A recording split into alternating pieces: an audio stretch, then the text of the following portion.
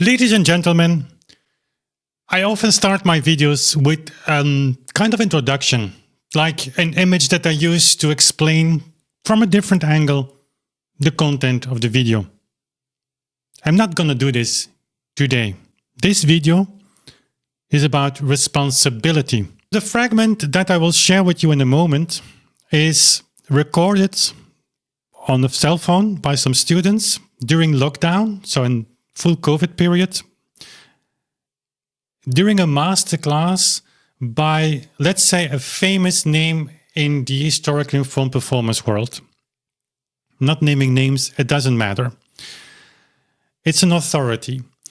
And I'm giving this fragment not only because there's a lot we can break down, but also this is one of the rare instances where an influential person of authority runs into a question about metronome marks, more especially the Opus 106 or the Hammerklavier Sonata. And of course, when we talk about metronome marks, when we talk about our solution here, the Beethoven symphonies in whole beat, then how many times do we hear like it doesn't make any sense, it cannot be true, that doesn't, the sound of, the result is like so boring, it's too slow, Beethoven had this like more, we know about metronome marks, there's no proof for that, there's like, it's all single beat. Like one tick of the metronome corresponds to the note value in the metronome, and that's it's today like that, and it has been like that for centuries. But here is a situation where someone with authority in the function of professor, let's say like that, gets a question, unprepared, you can hear that, about metronome marks, more specifically the Hammerklavier Sonata by Beethoven. And then, as a teacher, you can do two things. You can make up a story, kind of slightly abuse your authority, because who of the students is going to really ask questions to this? You all have to get a degree, you all have to pass exams. We live in that system. But as a professor talking to students, there is a responsibility. When you don't know the answer, you should not be afraid of saying you don't know. When you do know the answer, but you don't like the outcome of the answer, then you're in a difficult position. Because you have to decide in this unprepared situation where you get this question in front of like a camera, basically, because it was during lockdown. You don't see the students, or not all of them. What are you going to say? And the reason that I share this fragment is because of what is said. I have a very difficult time accepting the fact that in a position of authority, you give an answer like this. But there is a silver lining to this. The silver lining is, and we'll say that at the end, that this fragment also is empowering students. But I might have to explain it to you in order to understand it. That fragment has an undertone of insecurity. And that insecurity, I think, is caused because of this. Our work is actually also mentioned, not directly, but indirectly. And that gives an enormous power to the future generations of students. But I will come back to that at the end of this video. Maybe very in general, we have metronome marks of composers, and we have metronome marks of, Charlie was also a composer, but he was also active lifelong as a piano teacher, as Clementi. And the metronome marks of teachers might be more reliable than of crazy composers, especially once they have been nearly deaf for years and years. So I will find lots of excuses not playing Hammerklavier Sonata exactly as fast as the crazy metronome marks are. It doesn't do a damage to try it out, though. I once heard the 8th Symphony with Berlin Philharmonics and Tavale was conducting, and it has also metronome marks extremely fast. And if the orchestra is extremely brilliant, it actually, in that particular case, it makes perfect sense. But you see, I think what maybe the only thing I can say in general is, metronome marks are what they are. They are just like rhythmical notation, always to be taken with a grain of salt, but they can show us tendencies. And the fact that occasionally we come across metronome marks which are very, very far away from what we think is normal should not make us draw the conclusion, okay, let's throw away all metronome marks, because they tell us still, maybe not always the individual one for this particular movement, but if you look through all the different, I mean, Czerny has metronomized certain Beethoven works 4 or 5 times, and we see a tendency, and it's about a tendency, and it's not about the fetish. Here is written 144, and I have to play it in 144. But I will have to question myself if I decided to play it at 72 instead of 144. I will never discuss 2-3 marks higher or lower, but I think they give us information just as much as Allegro moderato or Adagio molto. I mean,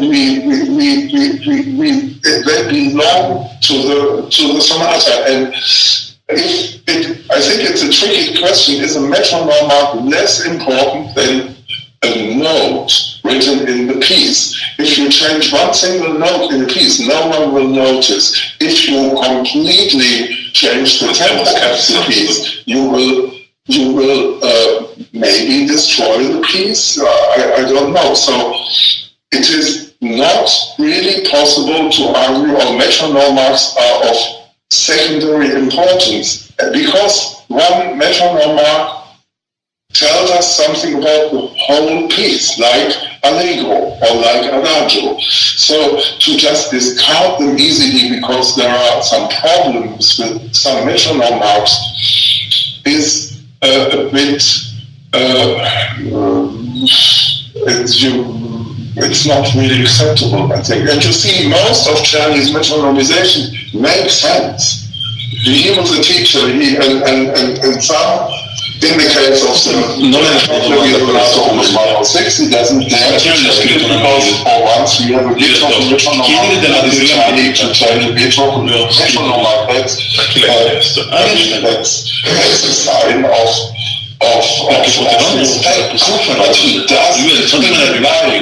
he does tell us, well, okay, I wish you good luck with this metronome mark. He does convey that he finds it extraordinary, so we also have to see, but that's all I can say. There is a question from Juan Perez Florestan saying perhaps the metronomes are only for the first bars, just as a guidance, I presume, for the beginning, if I understand the question formulation.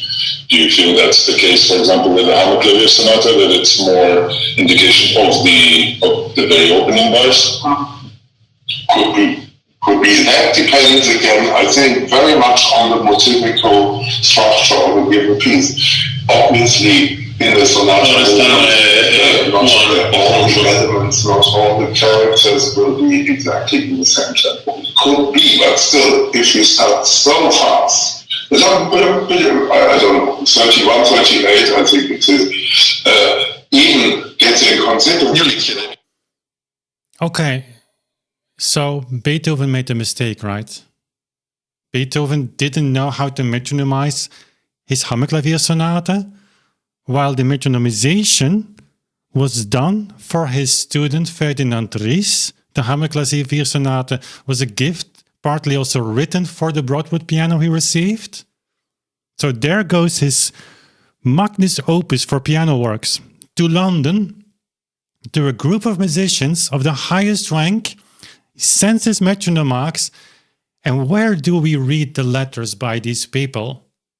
Ries, in the first place, internally saying like, guy was crazy, he was deaf, let's not follow them. There is not such thing. Where is the quotation? I mean, you cannot improvise an answer like this, right? Okay, but there is more. So to start with the reference to Claudio Abbado, 8th Symphony, that is this recording. At least this is a recording with Abbado with the Berlin Philharmonic. 8th Symphony.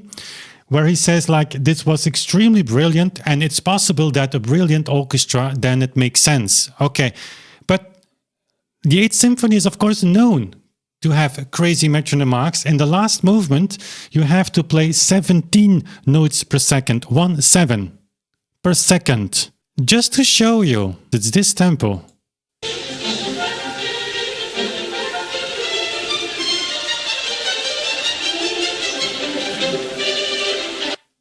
Beethoven marked it 84. Abaudo plays 70-72. It's 15% about slower than Beethoven's Allegro Vivace. It's not even a presto, let alone being a prestissimo.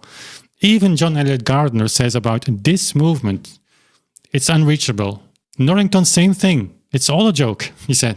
So listening to this recording, I can get it. You get the impression that it is single beat, but it's not single beat. It's not an metronome mark. It's even faster. 15% on top of this. That's really a lot. And then the point, like, okay, when a brilliant orchestra plays it, it makes sense. Does that imply that we don't have brilliant pianists? Karl Czerny played the premiere of the Opus 106 in 2 weeks after the completion. At the moment when he was asked by Beethoven to perform his 5th piano concerto, he answered like, on that short notice I cannot do it because I'm not well trained enough. I'm teaching too much. I'm out of practice. Yet he played the Hammerklavier Sonata 2 weeks after completion. And Czerny is a great source. Thank you for that.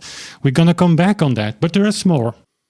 At a certain moment, the professor makes the point, okay, you have 144 for the fugue in the Hammerklavier Sonata. Later he makes the point like 131, 138, like it's extremely fast. I mean, you can try it, but I wouldn't go half as slow, coming back to that. But 3-4 marks on the metronome, that's acceptable for me. Here we have the overview, made a video about that recently by the Staatliches Institut für Musikforschung in Berlin, measuring the first movement of the Hammerklavier Sonata by 45 pianists. The fastest we have is Schnabel, and we all know the recording by Schnabel.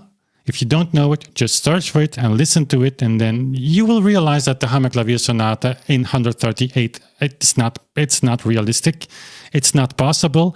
Schnabel is not 3-4 beats off, it's 8-7 beats off. Korstik, that's 127, 11 beats off, 12 beats off. 120, we're already 18 beats slower. There's, by the way, no recording faster. It's not me who's saying that. We go here. Andras Schiff, 104. That is 34 beats slower. And you can say, okay, it's all because they believe in that. They think that tempo is more musical. I would say the slower on this list, the better. But how can you say to students, like, I could accept 3 to 4 beats slower, whereas in this particular case, there is no performance even 3 or 4 beats slower. So by the token of your own saying, you're saying none of the existing recordings right now is acceptable. See, that doesn't make any sense. Okay, metronome marks are just a rhythmical notation, always to be taken with a grain of salt. Okay, let's see what contemporaries had to say about that. And then just think about the fact that here is a very renowned musician, teacher, improvising. Like metronome marks are just always like taken with a grain of salt, and they are just like Italian tempo words. They give a tendency, a direction, whatever. By the way, just think 5 seconds straight. A metronome mark is not a tendency, it's a frequency per minute. It cannot be more precise than that. But let's not take my words. Let's go through some contemporaries. For instance, Beethoven, 1817, a letter to Mosel. As for me, I have long been thinking of abandoning those absurd descriptive terms like allegro, andante, adagio, presto, and Mels's metronome at fortes, the best opportunity of doing so. I now give you my word that I shall never again use him in any of my new compositions. Of course, we know that didn't happen, but it's about what he thought about the Italian tempo words. Louis Spohr. Over and above the Italian tempo terms, one makes use of the numbers taken from Mels's metronome, which is more precise. Of course, it's the reason why the device was invented in the first place. Henri Hertz, 1838. However, as the Italian tempo words, can be interpreted variously by each performer, Yes, to avoid any doubt as to their meaning, today they are used with Melz's metronome. This instrument indicates the absolute duration with mathematical precision. By the way, Horry Hertz, go and check his etudes and then think about the Chopin etudes or the Hammerklavier sonata as being problematic. This is really something else. Okay. 1877, Matisse Lucy, also not Mr. Nobody. We invite composers to abandon completely these Italian terms and to replace them with a metronomic indication, carefully and exactly calculated. Hugo Riemann, also important guy. Metronome. The metronome is used to fix the exact tempo in which the composer wants his work to be performed. It is therefore a highly significant invention, as our allegro, andante, etc. are imprecise terms. So these just 4 quotes. Why would you go in front of a group of students to improvise an answer, knowing that students will just accept it and not ask counter questions? But again, at the end of this video, I have a silver lining for you. Other group of quotes. Metronome marks are just to be taken with a grain of salt? Well, let's see about that. 1821, Spohr, the same Spohr. I ask for really exact realization and strict observance of the expression marks, as well as for the tempi indicated by the metronome, because only then can it have its intended effect. Right? It's not me who's saying that. Louis Spohr. Played with Beethoven, by the way. Beethoven, 1826. 4 months before he died. The Metronome Marks will be sent to you very soon. Schotts Söhne, so one of his publishers. Do wait for them. In our century, such indications are certainly necessary. Moreover, I have received letters from Berlin informing me that the first performance of the symphony, the 9th, was received with enthusiastic applause, which I ascribe largely to the metronome markings. It's Beethoven, that crazy deaf composer.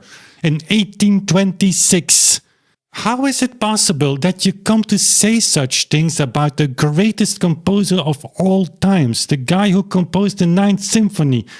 Crazy metronome marks of the crazy composer. We need teachers like Czerny. Well, you have to be careful what you wish for, because I'm going to show you the consequences of that if Czerny's metronome marks are not more crazy than Beethoven's. But I'll come to that in a second. Moscheles. Also, a friend of Beethoven, not Mr. Nobody, in his Etudes Opus 70. Read that preface, by the way. Many musical artists have been very keen to use Melz's clever invention called the metronome. By means of this, the overall tempo of the whole piece, not just the first few bars, is indicated exactly, not about, exactly. And why wouldn't that be the case, by the way? I mean, it's not so difficult to just come up with this, right? Hummel, also not an amateur, I would say. 1828. Melz's metronome is thus of indisputable use. Not a grain of salt, no crazy metronome marks, as it teaches the player or the conductor exactly, not about, the tempo that the composer wanted to give to his work. Also the Hammerklavier sonata, by the way. Yeah? There we have our teacher, Karl Czerny. You must try to play the piece through really slowly to begin with, but strictly in time, and to try to practice like this until it goes as fast as the composer wants to have it. Same book. On the other hand, I ask you meanwhile to observe most carefully what any composer indicates in his composition at the top, and that's the metronome mark, and try to perform every piece cleanly and fluently in the tempo specified by the author, for which Melz's metronome is one of the greatest service for more recent compositions. I mean, what a contrast with an authority from today historically performed informants practice, right? I mean, these people should quote these people of that time and not just improvise something around a topic of which they very well know that they don't have an answer in the current practice. Come back to that. Czerny again. Hang this above your bed. Any musical piece produces its proper effect only when it's played in the exact degree of movement prescribed by its author, and any, even inconsiderable deviation from that time, whether as to quickness or slowness, will often totally destroy the sense, the beauty, and the intelligibility of the piece.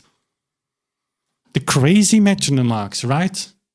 This is the same Karel Czerny that in this audio fragment is like staged as the authority as a teacher. Well, he's saying that also about the Hammerklavier Sonata Opus 106, because guess what? In the entire pianoforte school, go and check it, what he writes about the Hammerklavier Sonata. Not a single word about the impossibility or the crazy metronome marks. Yes, he says it's a difficult piece. It requires some attentive practice. Dahlberg, also not an idiot, I would say. Go and check this book, Die Kunst des Gesanges auf dem Pianoforte, and check these metronome marks. They're crazier than any of Beethoven's metronome mark. As for the tempo, which is to be considered completely essential for the character and spirit of a musical composition, our transcriptions, apart from ritardandos and accelerandos, must be performed in the time which was indicated by the metronome. Not a grain of salt, not 3 or 4 beats off, exact. Mikuli, student of Chopin. In keeping time, Chopin was flexible, and many will be surprised to learn that the metronome never left his piano. I mean, there are 100 quotes in the book, starting from the metronome introduction. The entire 19th century is there, and there is not a single exception. There is no quote saying the opposite, that metronome marks should be taken with a grain of salt, that there are just rhythmical notations comparable to the notation of the piece. That doesn't exist. A metronome mark is an exact tempo indication. And in the entire 19th century, just focusing on the Hammerklavier Sonata, you will not be able to give me one quote saying that the Hammerklavier Sonata is not possible or crazy. Yes, we have some people saying that the 138 only is too fast for the character of the piece, which is an allegro. Moscheles even literally says that the 138 makes the Hammerklavier Sonata's first movement, turns it into a presto, which originally Beethoven had in mind. Allegro assai is in Beethoven's world very close, if not spot on, presto. So even there, people use that to say like, yeah, but the Hammerklavier Sonata already by Moscheles was being considered to be impossible. He doesn't say that. He says the opposite. When you play that in that tempo, play. It's possible. Then the character is like very fast, it's like very energetic, becomes a presto. Yeah, but guess what? That was also what the original piece was intended to be. Anyways. So be careful what you wish for. And I'm saying that here is the Opus 299 played at my beautiful fortepiano. This is in whole beat. So we take 2 ticks for 1. Guess what? It's not for everyone, but you can play it. So let's do the exercise. Czerny was a teacher, so Czerny is more precise than Beethoven. I mean, only that quote, what is that about? It's like, why do you say that? Where do you read that in contemporary sources that was indeed the case? We're talking about Beethoven, the crazy guy, the crazy deaf composer. Well, I'm going to play a fragment. I've done this exercise before. I know if you're here, you know what's coming. Since I play in whole beat, I can just double the speed, and then we have single beat. And then you tell me if Czerny is not more crazy, quote unquote, than Beethoven. Here it is in whole beat.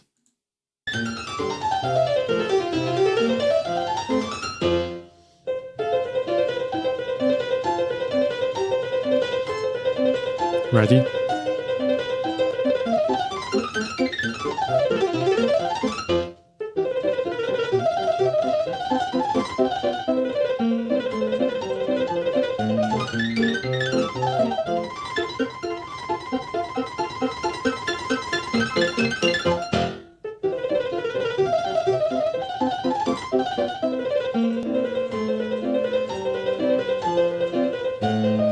I get it. When you go back to whole beat, that is, of course, a difficult exercise. You go from something very, very fast to something slow, and you have the impression, okay, we're standing still. Fine. So another one, just as an example.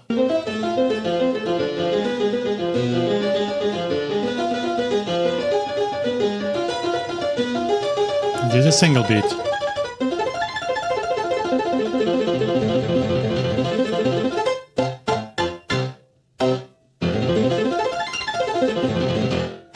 Just try that. Just demonstrate that.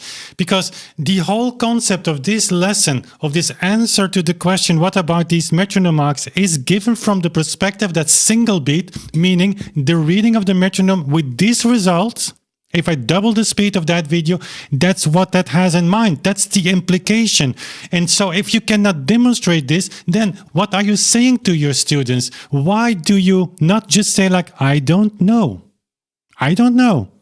And before you say that the Opus 299, from which this bundle, from which these etudes come, is just not meant to be played in this metronome mark, well, that would contradict everything that Czerny has written about the metronome mark. That would then not apply to his own works. That would be crazy. That would be really crazy.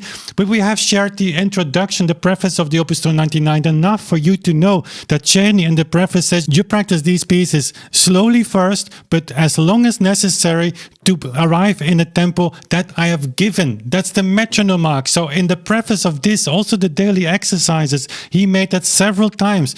These metronome marks are far beyond what the Hammerklavier sonata is. The Hammerklavier sonata is nothing compared to Karl Czerny.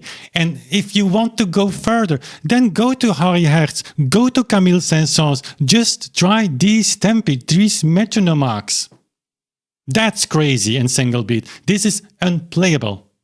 And if you want to demonstrate that it is possible, then just do it. But then don't say to your student that metronome marks should be taken with a grain of salt. You know why? You know why that is really done? You know what the reason is why teachers and musicians and scholars say that? Like, yeah, you have to keep metronome marks in mind. They're serious, they're tempo indications. And after they make that point, then they go and diminish the value of those metronome marks. The same metronome marks that are so important at one side. You cannot disregard them. They're part of the score. And on the other hand, like, okay, but they're just rhythmical notation. Is it more? You can sometimes miss a note. You can change a note in the score. That doesn't mean that the entire piece is destroyed. If you really deviate from the given metronome mark, do you destroy the piece? I don't know. Well, we do know. The same Karl Czerny, the great teacher, has written about that. We can read that. Why not just say that? And then I come to my final point. And I know I'm a little agitated, but you have to also understand our position. Like, this is for these people totally unacceptable. This is off the table.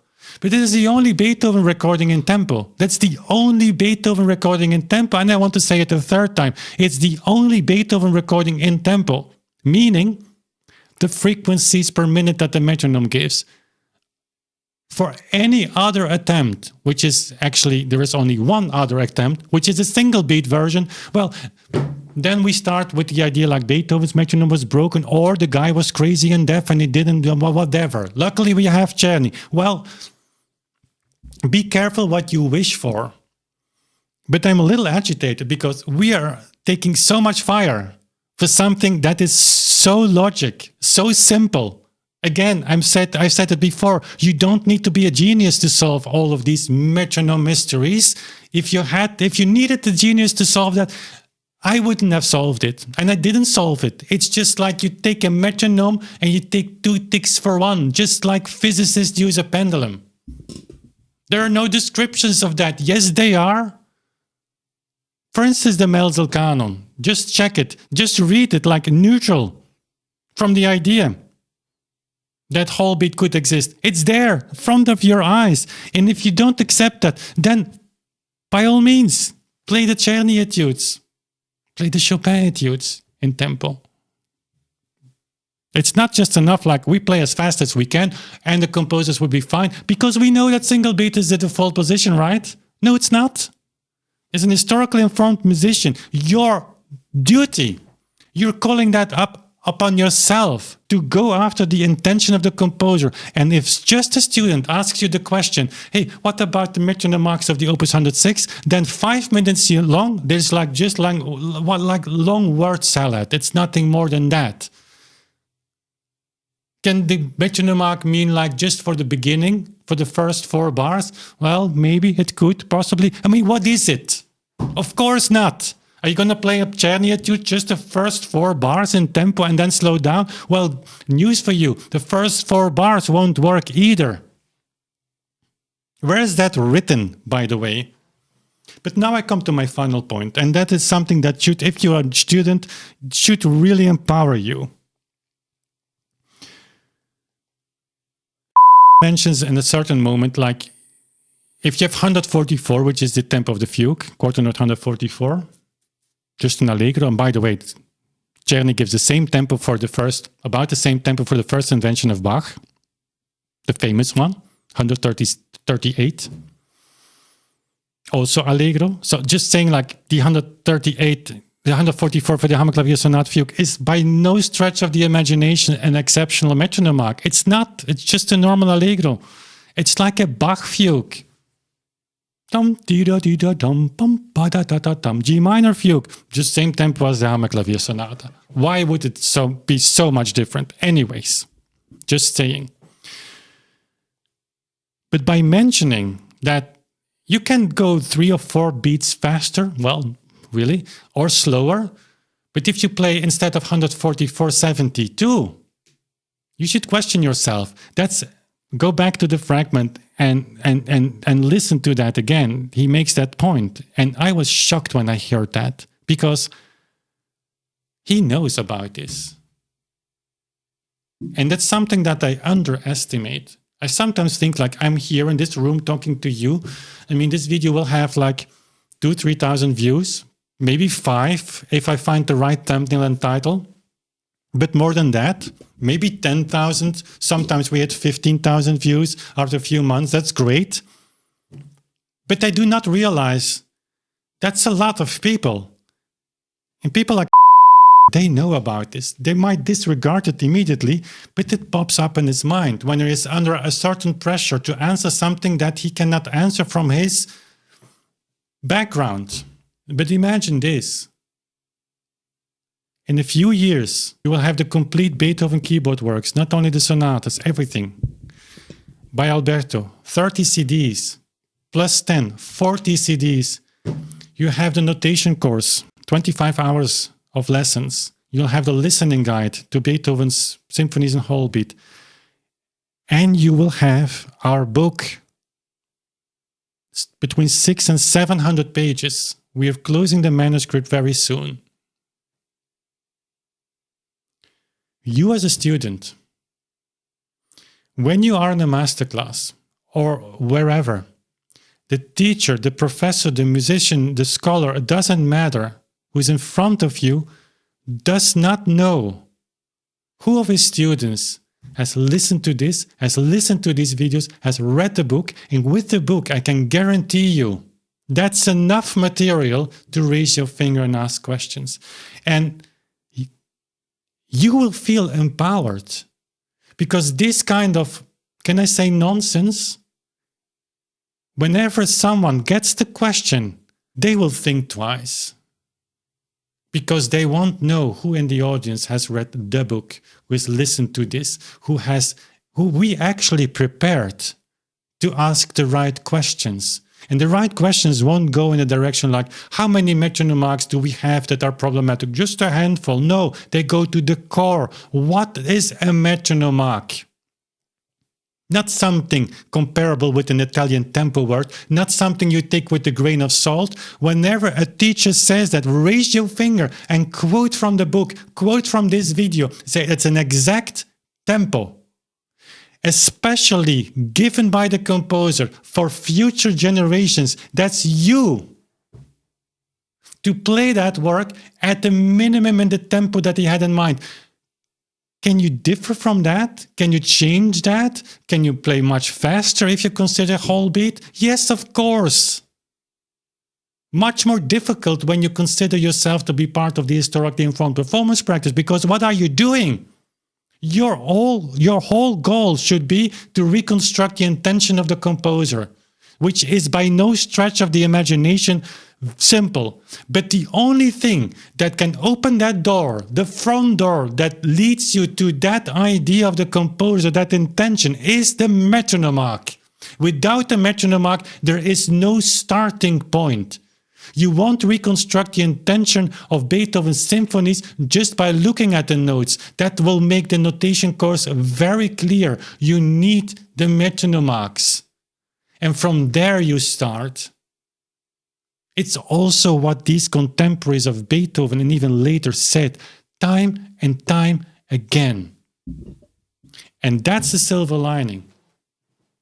If our work will change one thing, is that just by informing you, you will be empowered. You will have enough tools to raise your question and to really question this mainstream approach. And the hip world is just as mainstream as the mainstream. There's no difference.